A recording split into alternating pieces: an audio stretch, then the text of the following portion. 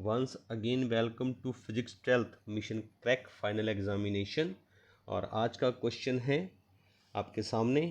अगर पेपर की बात करें तो HBSC 2019 का सेट है ये।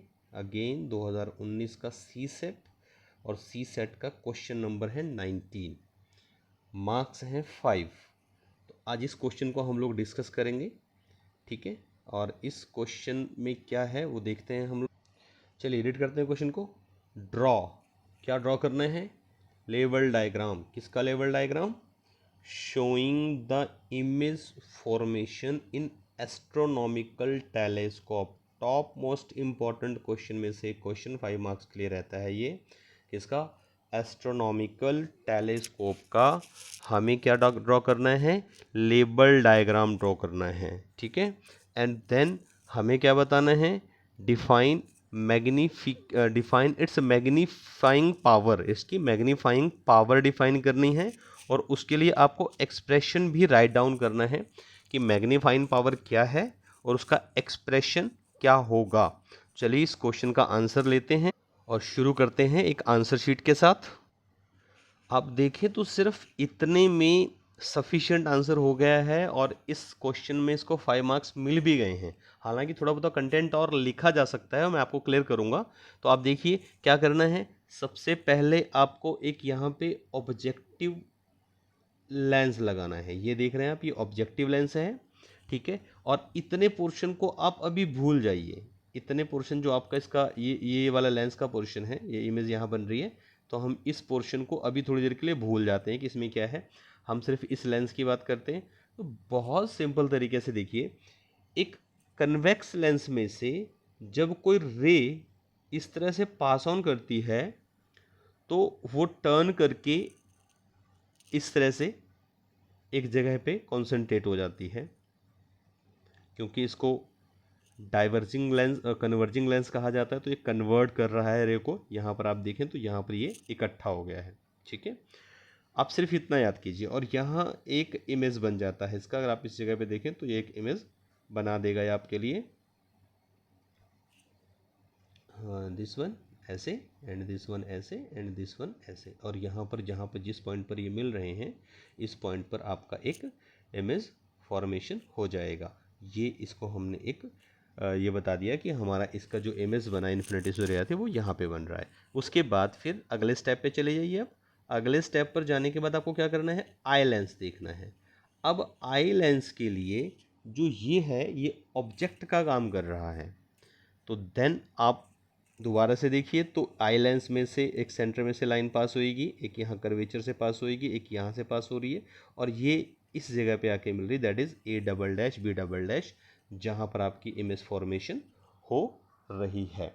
और अगर हम इसके मैग्नीफिकेशन की बात करें कि जो हमें मैग्नीफिकेशन बतानी थी इसकी, तो मैग्नीफिकेशन सिंपली क्या था आपके पास?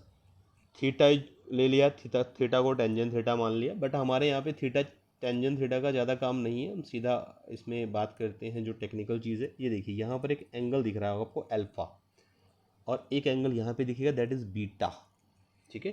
तो बी जो हमारा बीटा है इसको इक्वल टू टेंजेंट बीटा मान लिया, अल्फ़ा को इक्वल टू टेंजेंट अल्फ़ा मान लिया। Magnification is that tangent beta by tangent alpha, tangent beta by tangent alpha. और अगर हम एक ट्रायंगल लेकर के इसको प्रूफ करना चाहें कि ए dash C one B dash triangle ली जाए इसके अंदर, और टेंजेंट अल्फ़ा निकाला जाए, किससे निकलेगा? पंडित बद्री प्रसाद हर हर बोले वाले मेथड से, जो हमने 10th क्लास के अंदर सीखा था ट्रिग्नोमेट्री के चैप्टर में, ठीक है। तो अब यहाँ अगर टेंजेंट अल्फ़ा की बात करें तो टेंजेंट अल्फ़ा होगा परपेंडिकुलर बाय बेस। ट्रायंगल है मेरे पास A dash C1 B dash. तो आप देखें कि दिस इज A डैश, ये लाइन आपकी यहाँ पे आएगी, दिस वन। एंड उसके बाद आपका आएगा C1, ये पॉइंट है आपका। तो ये आप इस तरह से देख पाएंगे इसको, ऐसे यहाँ से ऐसे, और ये इस तरह से ये ट्रायंगल बन रही है। तो इस ट्रायंगल में आप क्या लेंगे? परपेंडिकुलर। इस ट्रायंगल का परपेंडिकुलर क्या है? ये A dash B dash, this one is a perpendicular in this triangle A dash B dash. And ये देखिए this is A dash B dash C1, ये कंप्लीट ट्रायंगल बनती है यहाँ से, और ये हमारा परपेंडिकुलर है, ये हमारा बेस है। तो अगर हम नीचे जाके देखना चाहें इसके अंदर तो हम देखेंगे क्या, A1 A dash B dash by C1 B dash. देखिए this is C1 and this is your C1 and this is your B dash. तो ये आपका बेस है। तो इस तरह से आप कह सकते हैं कि टेंजेंट अल्फा यहाँ पे है। इसी तरह से अब इसको थोड़ा सा टेंजेंट बीटा की तरफ चलते हैं। Tangent beta that is again, देखिए बीटा एंगल कहाँ है, बीटा एंगल आपका यहाँ पे है। ये छोटा सा ट्रायंगल आपको दिखाई दे रहा होगा यहाँ पे, बहुत छोटा सा ट्रायंगल यहाँ पे आपको दिख रहा होगा। एंड लार्ज करता हूँ मैं, आपको बड़ा दिखाई देगा थोड़ा सा, ये देखिए, ठीक है। तो ये आपका ट्रायंगल है, ये जहाँ पे एंगल बीटा यहाँ पे आता है। अगेन अगर बीटा की बात करें, this is your base and this is your perpendicular. तो यहाँ से आप देखें तो आपका जो परपेंडिकुलर है that is again A1 B1 and base is C2 B dash, C2 B dash. तो हम यहाँ पे इस वैल्यू को पुट करते हैं। देखिए आपके सामने वैल्यू पुट करी गई है ये। देन आपके पास क्या आएगा, tangent beta is equal to A dash B dash by में C2 बी डैश। मैग्नीफिकेशन के पॉइंट ऑफ व्यू में बात करें तो मैग्नीफिकेशन ये था हमारा, और यहाँ पर आप देखिए जब मैंने टेंजेंट बीटा की वैल्यू ये रखी यहाँ पे, और इसी तरह से टेंजेंट अल्फ़ा की वैल्यू ये रखी यहाँ पे, क्योंकि टेंजेंट अल्फ़ा बाय में है तो उसको उल्टा करके रखना पड़ेगा। देन A1 B1 से ए डैश बी डैश से ए डैश बी डैश कट गया। आपके पास क्या बचा यहाँ पे, आपके पास बचा सिर्फ ये पोर्शन बाय में और ये पोर्शन अपर में। तो अब अगर आप डायग्राम में देखें कि C1 B डैश किसके इक्वल है, तो आप देखेंगे कि जो आपका C1 B डैश है दैट इज ये कौन सा लेंस है हमारा, objective lens, that is FO, focal length of O। इसी तरह से अगर आप देखें कि C1 B1 क्या है, C1 B1, तो C1 B1 जो होगा आपका C1 that is C2 B2, C1 B dash F note हो गया हमारा। एंड अगेन वापस चलते हैं नीचे और हम देखते हैं कि हमारे पास C2 B डैश क्या है, C2 B dash, this is your C2 and this is your B dash. और ये क्या है, अगर इसको देखेंगे that is focal length of eye lens FE। तो हम इसको फाइनल आंसर में क्या लिख सकते हैं, that is FE divide by FO divide by FE। ठीक है, फाइनल आपका मैग्नीफिकेशन क्या बना यहाँ पे, फाइनल मैग्नीफिकेशन आपका बनता है यहाँ पे that is FO divide by FE, जहाँ पे आपका FO जो है वो फोकल लेंथ है ऑब्जेक्टिव लेंस की, और FE आपका फोकल लेंथ है किसका, आई लेंस का। ये क्वेश्चन ऐसे अटेम्प्ट किया गया, डेफिनेटली डाटा इनसफिशिएंट है, लेकिन एटलीस्ट इतना तो कीजिए, एग्जामिनर ने फुल मार्क्स दिए हुए हैं, आपको भी फुल मार्क्स अवॉर्ड हो सकते हैं। चलिए इस क्वेश्चन को हम और ज़्यादा डेप्थ में एक्चुअल में समझते हैं कि इसका आंसर और क्या हो सकता था, और डेप्थ में डायग्राम में और क्या किया जा सकता था। डायग्राम थोड़ा क्लियर समझेंगे, आप वहाँ से जो भी आपको बेटर लगता है वो कर सकते हैं। एक ऑप्शन मैंने आपको बताया कि आप इस पूरे क्वेश्चन के साथ अपना प्रिपरेशन कर सकते हैं, और दूसरा मैं आपको आगे बताने जा रहा हूँ कुछ नोट्स के माध्यम से। तो ये देखिए आपके सामने एक neat and clean diagram show कर रहे हैं जो हमने बनाया था उसी का, और इस केस में आपका जो फाइनल इमेज है वो इन्फिनिटी पे बनता है। ध्यान रखना एस्ट्रोनॉमिकल टेलीस्कोप के अंदर दो कंडीशन है, एक कंडीशन में जो आपका फाइनल इमेज है वो लीस्ट डिस्टिंक्ट डिवीजन पे बनता है, लीस्ट डिस्टेंस पे बनता है, और दूसरे केस में आपका जो फाइनल इमेज है वो इनफाइनाइट पे बनता है। तो ये इनफाइनाइट का डायग्राम है, सेम आप इसमें देख पाएंगे जैसे मैंने आपको पहले समझाया है, तो लगभग सेम डायग्राम यहाँ से प्लॉट हो रहा है।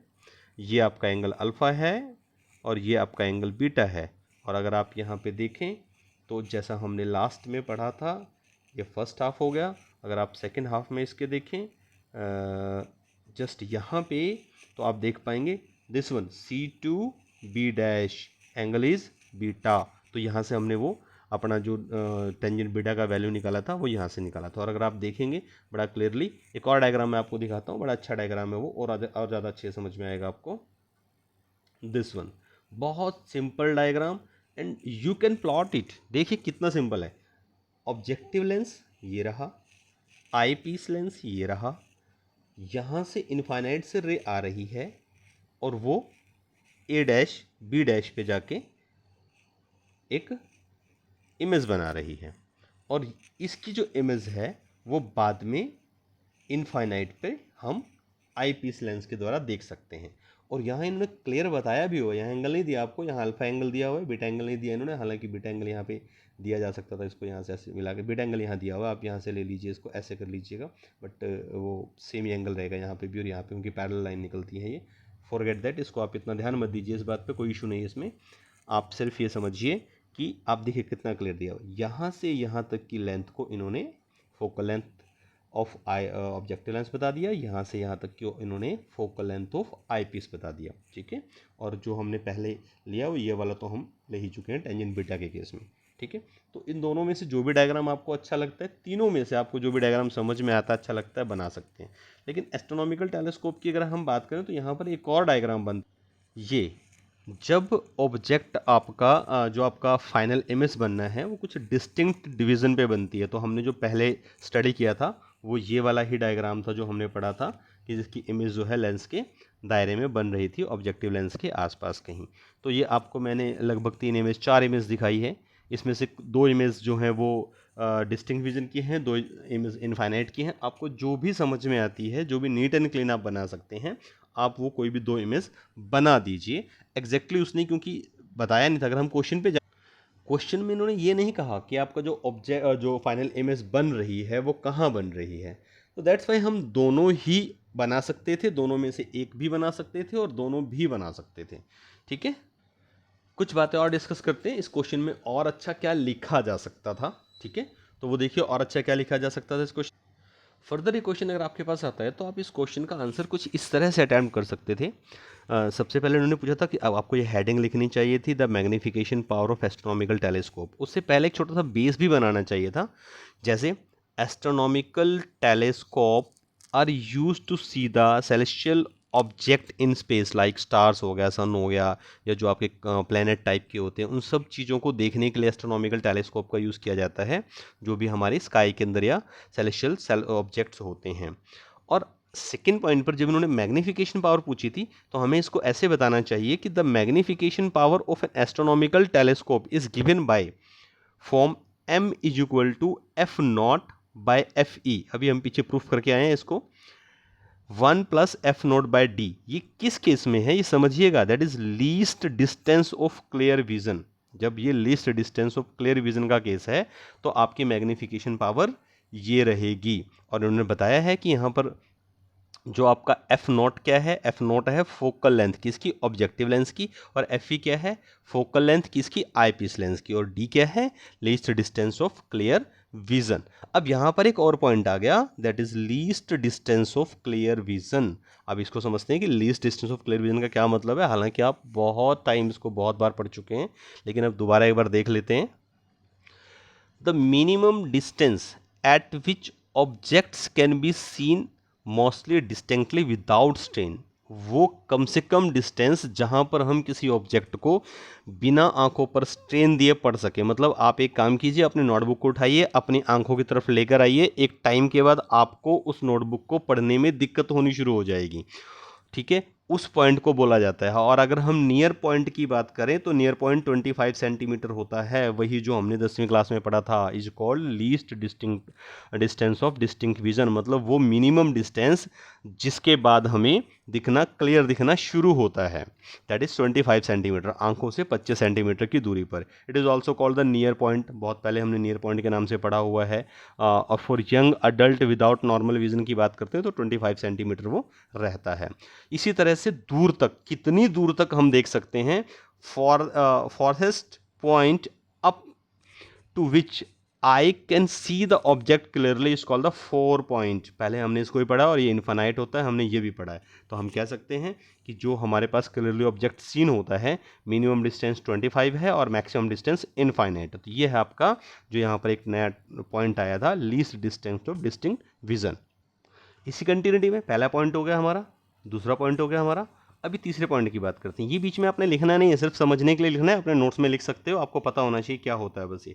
तो तीसरा पॉइंट हमारे पास इसी सीरीज में आ गया। तीसरे जो हमने अभी भी प्रूफ किया है, magnification of astronomical telescope image formed कहाँ, इनफाइनाइट। तो क्या होगा, m equal to minus F O by F E. तो ये 3 पॉइंट्स के साथ इस क्वेश्चन को परफेक्टली कंप्लीट किया जा सकता था। आप इसको और अगर क्लियर देखें तो ये एक डायग्राम और ये 3 पॉइंट, एग्जैक्टली इसका आंसर इस तरह से भी बेहतर तरीके से लिखा जा सकता था।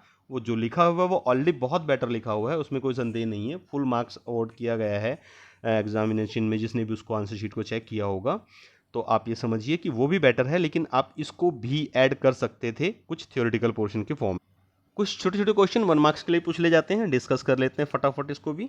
तो वो पहला क्वेश्चन क्या है, इन्होंने कहा कि अगर इंक्रीज कर दी जाए क्या, फोकल लेंथ, किसकी, ऑब्जेक्टिव लेंस की फोकल लेंथ को इंक्रीज कर दिया जाए तो क्या होगा। सीधा थर्ड पॉइंट पर आइए, clear that we increase the focal length of objective lens f4 then the magnification of telescope will increase. अगर हम f4 ऑब्जेक्टिव लेंस की क्या इंक्रीज कर दें, फोकल लेंथ को इंक्रीज कर दें, f4 को इंक्रीज कर दें, तो क्या बढ़ेगा, आपका जो मैग्निफिकेशन है वो बढ़ जाएगी। क्योंकि आप इस रिलेशन को देखो ना, f4 ऊपर है, मतलब FO आपका न्यूमरेटर में है, और अगर FO को आप बढ़ाते हो तो नेचुरली आपका मैग्निफिकेशन बढ़ेगा। और इसी तरह से अगर आप FE को बढ़ाते हो तो मैग्निफिकेशन घटेगा।